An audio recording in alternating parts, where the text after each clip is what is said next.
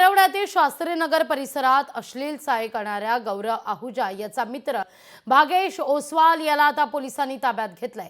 आहुजा रस्त्यावर असताना अश्लील चाळे करत असताना भागेश हा कारमध्ये बसून मद्यप्राशन करत होता।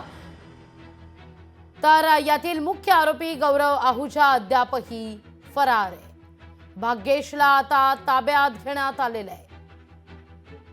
अधिक माहिती घेतोय आपले प्रतिनिधी चंद्रशेखर भांगे यांच्याकडून। चंद्रशेखर, काय अपडेट?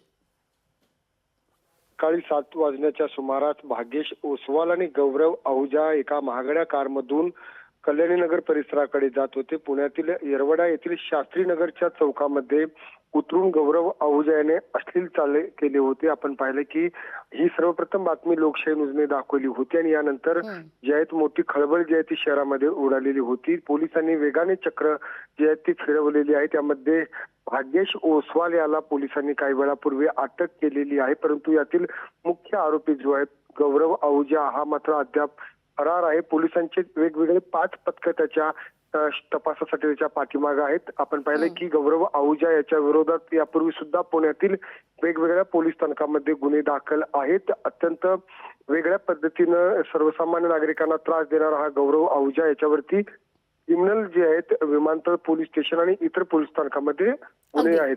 अगदी अगदी चंद्रशेखर, धन्यवाद तुम्ही दिलेल्या एकूण सविस्तर माहिती करता।